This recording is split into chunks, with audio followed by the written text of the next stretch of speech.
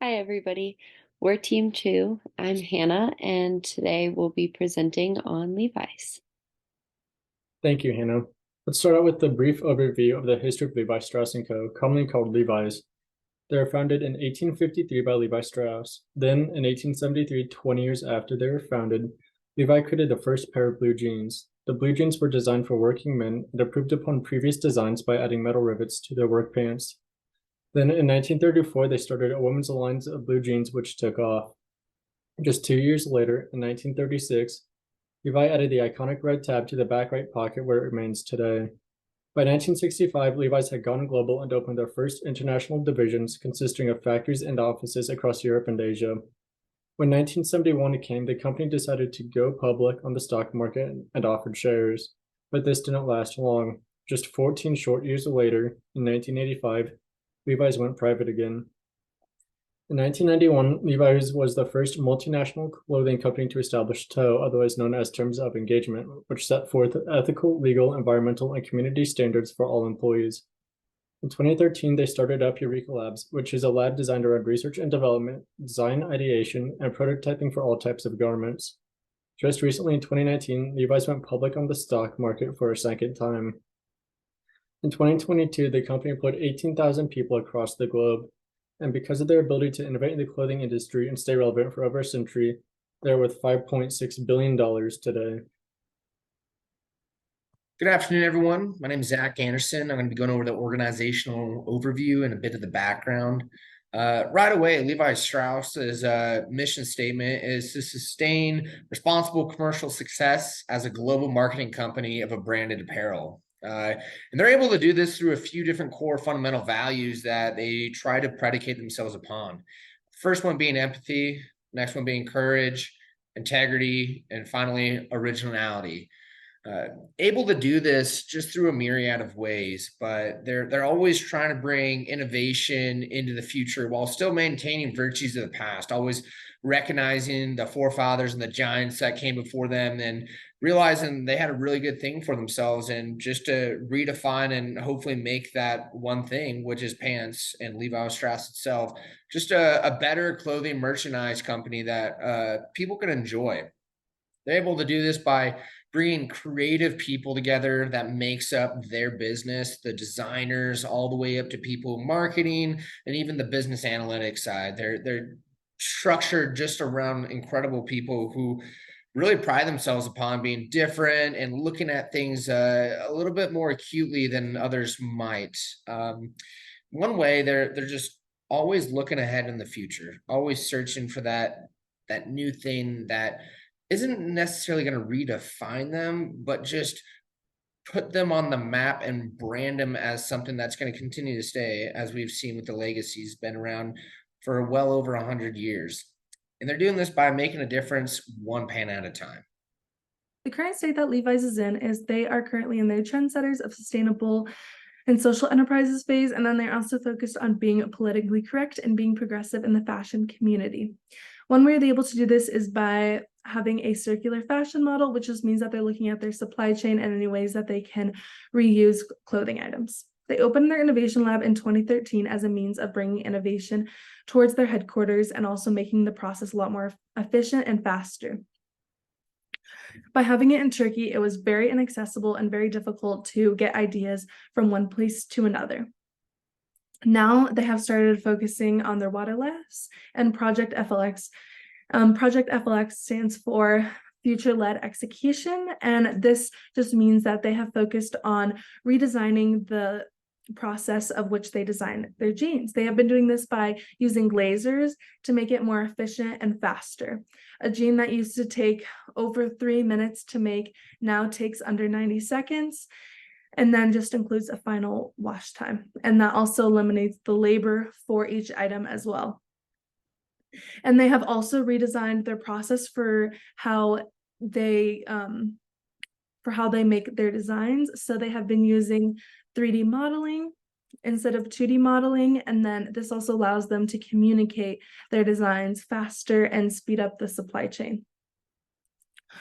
They have also redesigned the 501 original jeans to be made with organic cotton, post-consumer recycled denim, and they are designed to be recyclable. This is just one way that they are trying to stay on top of their consumer base by making their original jeans recyclable, as well as using recycled denim.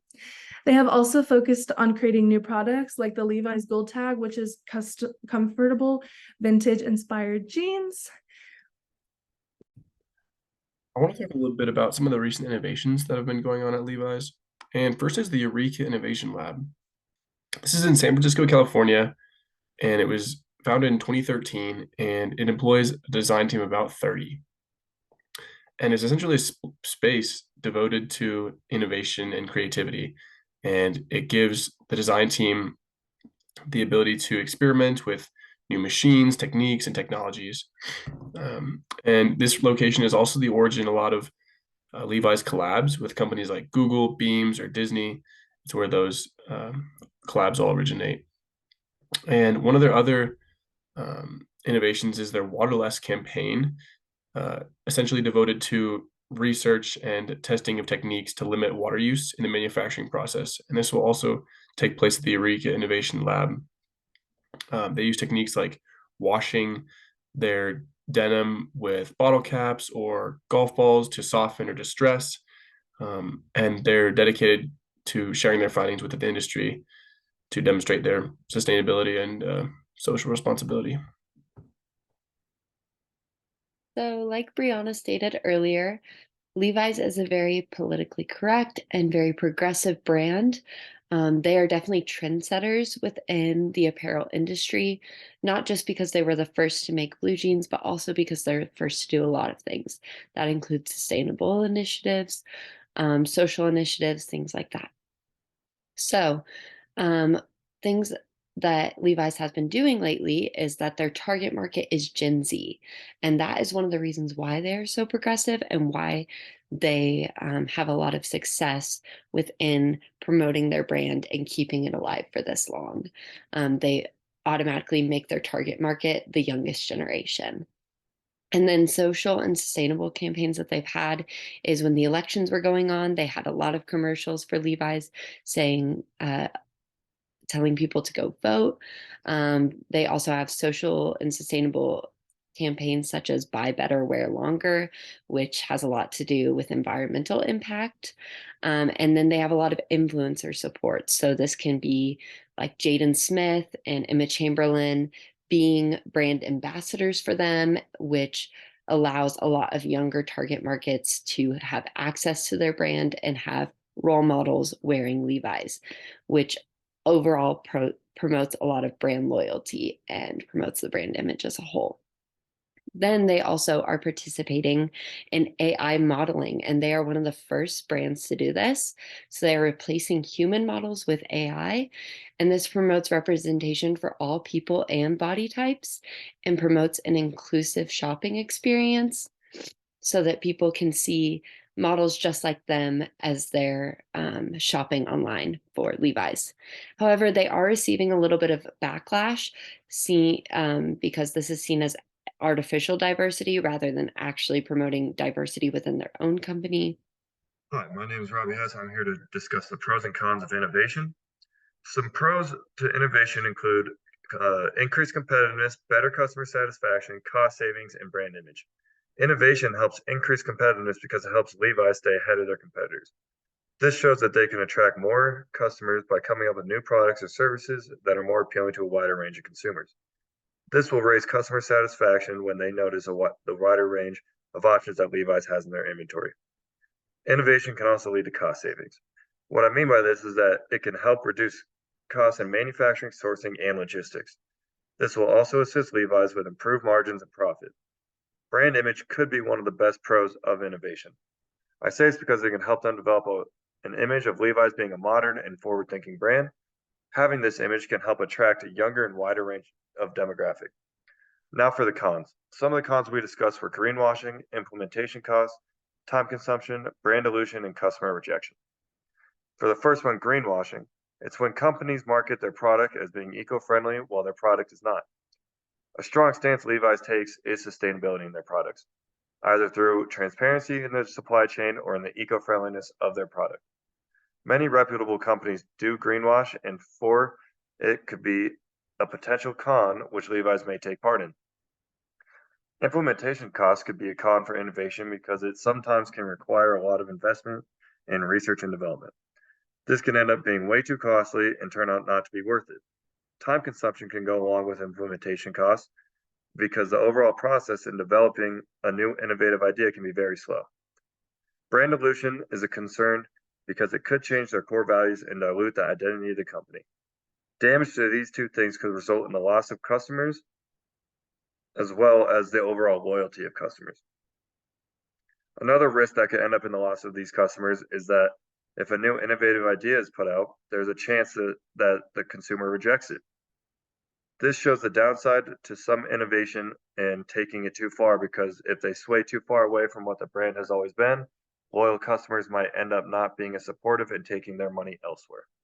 So, as a team, we were fortunate enough to reach out to Jared Tarzian. I reached out to him over LinkedIn and was able to interview him. So, Jared Tarzian is a freelance 3D designer at Levi Strauss. He also was a 2022 apparel and merchandising graduate with a concentration in product development at CSU, which is pretty cool that we got to interview a RAM.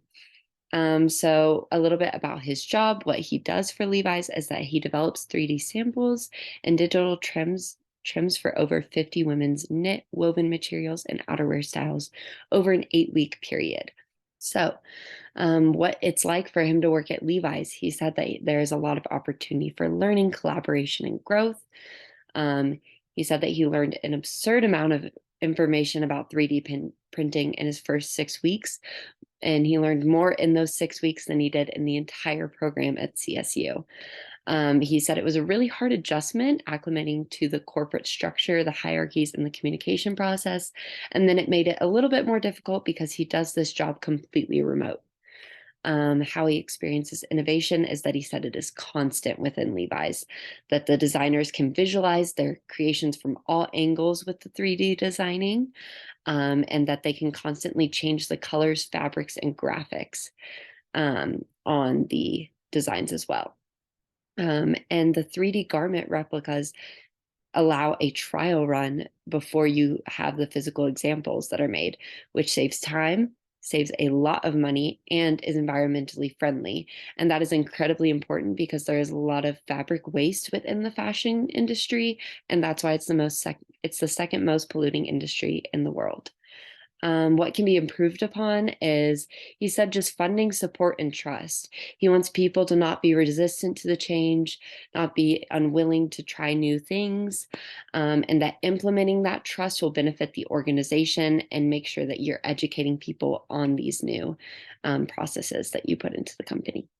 So I bet a lot of you guys are thinking, wow, Levi's is an amazing brand. They're incredibly innovative. They've been around for almost 200 years. How can they innovate even more? And the answer is they can always keep on innovating. We've seen a lot of companies within this class, within our yellow digs, that think that they can just stop, that they're good where they're at, and that's not the case. So one way that Levi's can innovate a little bit better is virtual reality fashion shows. So this expands innovation to the max. This is getting ahead of the curve when it comes to mainstream fashion, because luxury brands are doing this like crazy right now, but has not been brought to mainstream fashion yet. And so Levi's can be the first ones to tackle this. This would make their brand incredibly immersive and make shopping at Levi's as a whole an immersive experience. Like it said in one of the articles, the relationship between innovation and fashion mirrors the relationship between designer and fabrics, and innovation and fashion coincide in that sense. And so it would be amazing if we could have VR be brought to the mainstream fashion industry, so that middle class and lower class individuals can experience that. And this would promote a lot of brand loyalty and a lot of brand image boosting.